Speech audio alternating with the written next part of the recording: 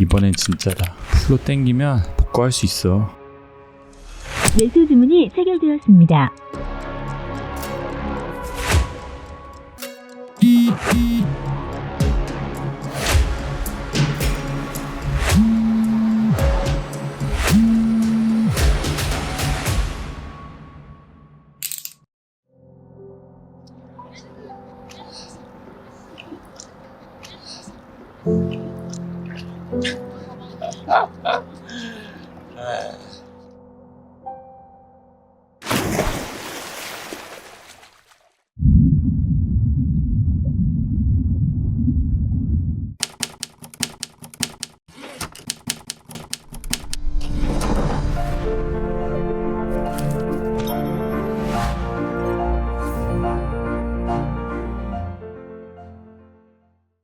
오히려 자산가들 입장에서는 증여보다는 매매를 선택하는 경우가 훨씬 많습니다. 일반적인 효도계약은 이 자녀가 이런 내용의 불이행을 했다고 해서 단순하게 재산을 가지고 오는 것이 아니라 부모님이 돌아가셨다고 하시면 저는 개인적으로 권해드리는 것이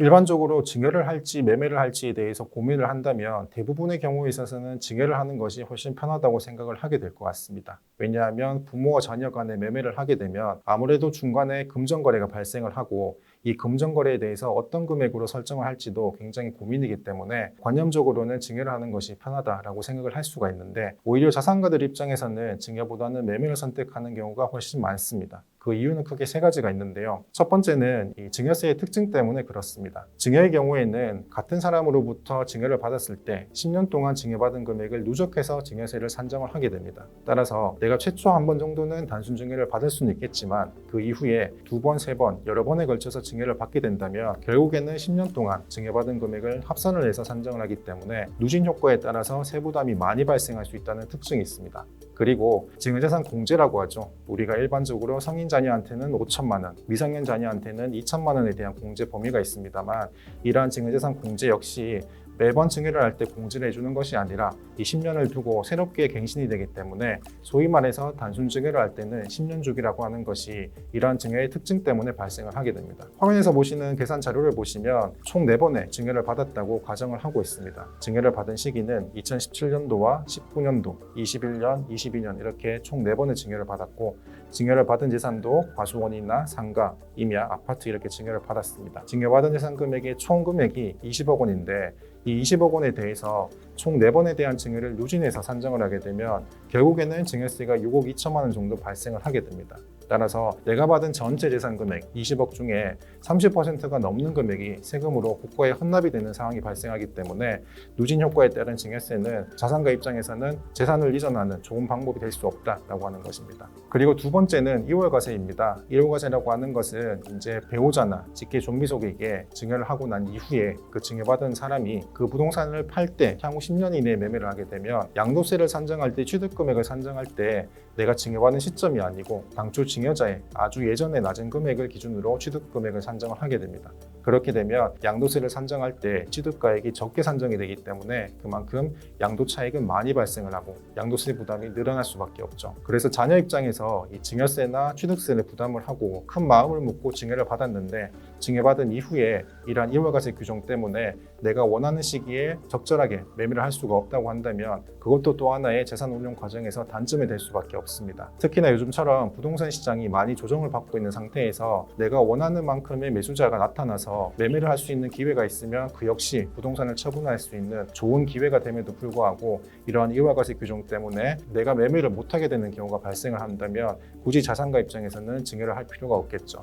그리고 세 번째는 유류분 문제입니다. 증여를 하는 경우에는 나중에 증여자가 사망한 이후에 이 상속인들 입장에서 법에서 정한 유류분 권리를 행사할 수가 있습니다. 살아생전에 부모님으로부터 증여를 받을 때 다른 상속인이 향후에 유류분 문제를 제기하지 않겠다고 약속을 했음에도 불구하고 실제로는 부모님의 사망 이후에 유류분을 행사하는 경우를 많이 볼 수가 있는데요. 그렇게 되면 살아생전에 부모님으로부터 증여를 받는 자녀 입장에서는 나중에 언제라도 나머지 다른 형제들로부터 유류분 권리를 행사할 수가 있기 때문에 내가 이 자산을 운용을 할 때 장기적인 관점을 두고 운용 방향을 계획하는 것이 매우 불안정할 수밖에 없습니다. 따라서 향후의 일부 문제를 염두에 둔다고 했을 때 역시나 증여를 받는 것이 자산을 취득하는 좋지 못한 방법이라고 생각을 하기 때문에 방금 말씀드린 적과 양도를 통해서 매매를 하는 것을 훨씬 더 선호하는 경향을 많이 볼 수 있습니다. 부모님이 돌아가시고 막상 내가 어떤 일을 해야 되는지 잘 모르겠다라고 질문하시는 경우가 있습니다. 그래서 부모님이 돌아가시고 향후 6개월 동안에 내가 해야 될 일을 시간적인 순서대로 말씀을 드릴 수가 있는데요. 우선 사망 당일에 해야 될 일입니다. 일단 부모님이 돌아가시면 당연히 장례식장을 예약을 하고 부모님을 떠나보낼 준비를 해야 되겠죠. 그 과정에서 장례식장에 들어간 영안실이나 병원비, 그리고 나중에 사용이 될 자연장지나 봉분, 봉헌시설에 대한 영수증을 미리 구비하는 것이 좋습니다. 설령 영수증이 없다고 하더라도 내가 대금 이체한 내역이나 송금 내역서를 구비를 해두면 그러한 장례 비용에 들어간 전반적인 비용은 나중에 상속세를 신고할 때 장례 비용으로 차감이 되게 됩니다. 그리고 또 하나 확인할 것이 이 사망 진단서상에 있는 사망 일자와 사망 장소를 확인하는 건데요. 사망 일자는 부모님이 언제 돌아가셨는지에 따라서 향후에 내가 상속세를 신고하는 신고 기한을 설정하는 중요한 기준점이 됩니다. 내가 부모님이 돌아가시고 지금 당장은 내가 산적해 있는 여러 가지 문제 때문에 세금 신고를 할 것은 아니지만 장기적인 관점에서 내가 언제까지 세금 준비를 해야 되는지, 그리고 세금을 납부하기 위해서 내가 자금을 어떻게 마련할 것인지에 대한 큰 계획을 마련하는 가장 중요한 기준점이기 때문에 사망일자는 반드시 확인하시길 권해드립니다. 그리고 두 번째는 사망일로부터 1개월 이내 해야 될 일입니다. 이때는 본격적으로 부모님에 대한 신변 정리를 하는 시기라고 생각을 하시면 좋겠습니다. 가장 먼저 해야 될 일은 사망신고인 거죠. 이 사망신고는 돌아가신 부모님과 같이 살고 있는 동거 가족이 신고를 하는 것이 원칙입니다. 따라서 사망일로부터 1개월 이내 신고를 해야 되는 것이고, 설령 1개월이 넘어서 신고를 한다고 하더라도 정상적인 사망신고는 되겠지만 소정의 과태료가 부과될 수 있기 때문에 가급적이면 사망일로부터 1개월 이내 정상적인 사망신고를 하시는 것을 권해드립니다. 그리고 사망신고를 하시면서 같이 신고를 할 것이 있죠. 두 가지가 있습니다. 첫 번째는 부모님이 가지고 있던 부동산이 얼마나 있는지 함께 국가가 확인을 해주는 부동산 내역 열람에 대한 신청입니다. 이렇게 부동산 내역을 열람하게 되면 부모님이 가지고 계신 부동산에 대해서 집원 주소뿐만 아니라 면적, 기준 시가, 그리고 집원이 부모님이 단독 집원인지 아니면 다른 분과 공유 집원으로 가지고 있었는지에 대한 기본적인 정보를 국가가 조회를 해줍니다. 그리고 또 하나는 상속세 원스톱 서비스를 같이 신고하는 거죠. 이렇게 상속세 원스톱 서비스를 신고를 하게 되면 부모님이 가지고 있던 금융재산, 그리고 예금이나 연금, 보험에 대해서 역시나 국가가 함께 조회를 해주는 대표적인 상속세 신고 제도입니다. 상속세 원스톱 서비스를 신고를 하게 되면 신고일로부터 통상 보름 이내에 신고한 사람의 휴대전화로 그 내용에 대한 알림을 받을 수가 있습니다. 따라서 돌아가신 부모님에 대한 지방세 체납 내역이라던가 혹은 연금 가입 유무, 그리고 자동차 보험이나 토지 정보에 대해서도 전반적으로 확인을 해주는 대표적인 제도입니다. 그리고 이 부모님이 돌아가셨다고 하시면 저는 개인적으로 권해드리는 것이 부모님 명의로 된 휴대전화는 가급적이면 해지를 하지 않는 것이 좋다고 말씀을 드리고 있습니다. 왜냐하면 나중에 상속세 세무조사가 있을 때 결국에는 부모님의 통장에서 인출된 금액을 소명을 해야 되는 경우가 발생을 할 수가 있는데, 자녀 입장에서는 본인이 운용하는 재산이 아니다 보니까 부모님이 어떤 형태로 운용을 했는지 그 거래 의도를 파악하기가 굉장히 힘듭니다. 그렇지만 부모님의 휴대전화를 통해서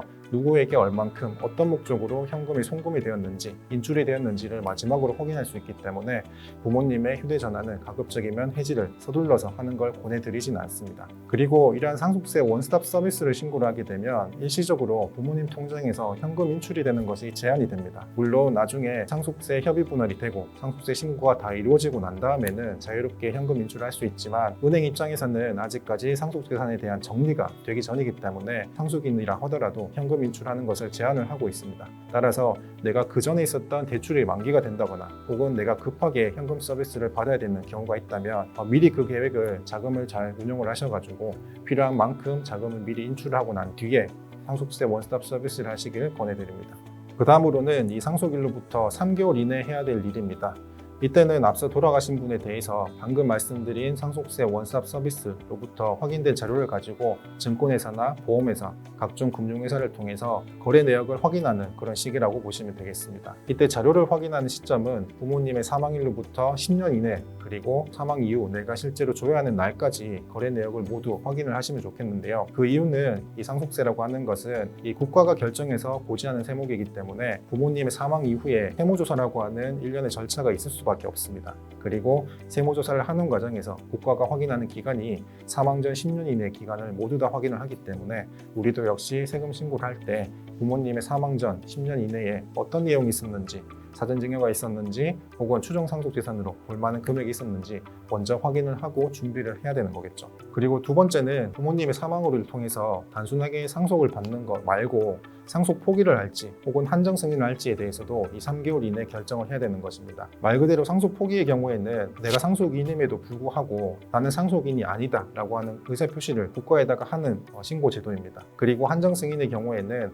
부모님의 재산을 상속을 받긴 하지만 부모님의 재산보다 부채가 더 컸을 때 함께 상속을 받으면 상속인 입장에서는 채무가 더 과다하게 승계될 수 있기 때문에 부모님이 남겨준 재산 금액 범위만큼만 내가 상속 채무를 함께 승인하겠다라고 하는 한정 승인에 대해서 관할 가정법원에 의사 표시를 하는 것이 이 3개월 기간 내에 또 해야 될 일이죠. 그리고 마지막으로는 이 사망일로부터 6개월 이내 해야 될 일입니다. 이때는 본격적으로 상속세와 이 상속받는 재산에 대한 취득세를 함께 신고 납부하는 기간입니다. 그리고 상속받는 재산에 대해서 상속인들 간에 어떻게 분배를 할지 본격적으로 협의하는 기간인데요. 이러한 기간을 통해 가지고 상속재산에 대한 협의 그리고 필요하다면 부동산에 대한 등기 절차를 마무리를 할 수 있을 것이고 그렇게 산정이 된 부모님의 상속세를 과연 어떻게 납부를 할 것인가 상속세 납부 방법에 대해서도 함께 고민을 하는 시기입니다. 따라서 내가 여유가 된다면 상속세를 일시에 납부할 수도 있을 것이고 그게 아니라면 최대 10년까지 상속세를 매 연마다 납부할 수 있는 연부연합 제도를 활용할 수가 있겠습니다. 일단 기본적으로 우리 세법에서는 상속세 신고기한 이내라고 한다면 몇 번을 협의를 하든지 협의 변경에 대해서 지분이 바뀌는 거에 대해서 상호 간의 증여가 있는 것으로 보고 있지는 않습니다. 마찬가지로 이 상속인들 간의 협의가 되지 않아서 소송으로 상속재산 분할 청구가 이루어진다고 한다면 그 소송 결과를 통해서 향후에 신고기한이 지났다고 하더라도 그 소송 결과에 따른 협의 분할을 인정을 해주고 있기 때문에 협의가 되지 않는다고 하더라도 상속세 신고를 하는 데 있어서는 크게 걱정하지 않으셔도 좋을 것 같습니다.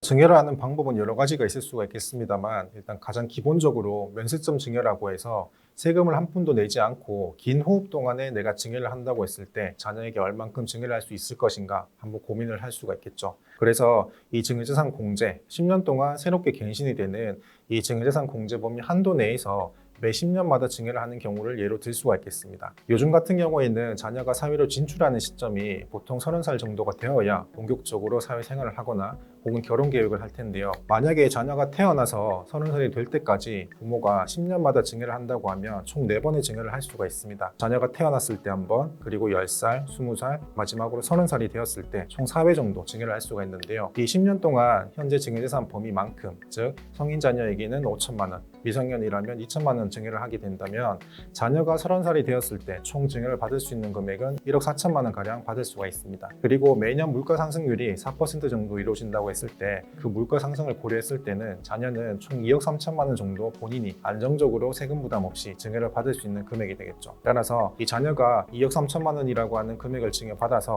30살 이후에는 본인의 사업을 한다던가 혹은 결혼 자금으로 사용을 하는 것처럼 사회에 나갔을 때 마중물 역할을 하는데 아주 오랜 기간 동안 준비를 해줄 수 있는 증여 방법이 면세점 증여가 되겠죠. 그렇지만 내가 면세점 증여를 통해서 이렇게 긴 호흡을 두고 큰 금액이 아니라고 생각이 들어서 조금 세금을 부담하고 증여를 할 수가 있겠습니다. 그래서 우리 증여 세율이 10%부터 50%까지 누진 세율이기 때문에 설령 면세점 증여, 즉 증여재산 공제 범위를 초과한다고 하더라도 그 과세 표준이 1억까지는 아주 10%의 낮은 세율의 적용을 받을 수가 있기 때문에 굳이 5천만 원 또는 2천만 원에 해당하는 공제 범위를 초과해서 1억 원 정도 더 많은 금액을 준다고 하더라도 실제로는 세금 부담이 그렇게 높게 발생을 하지 않기 때문에 증여를 하는 각 가족의 성향에 따라서 좀 더 많은 금액을 증여를 할 수가 있겠죠. 실제로 상담을 하다 보면 한 손자가 태어나자마자 할머니께서 나는 그냥 5억을 주고 세금을 크게 한번 맞고 그 다음에는 5억이라고 하는 자금을 통해서 내가 주식이나 우량주배다 혹은 채권 투자를 해서 훨씬 더 많은 더 빠른 자산가치 상승을 내가 계획을 하겠다라고 하시는 경우도 있습니다.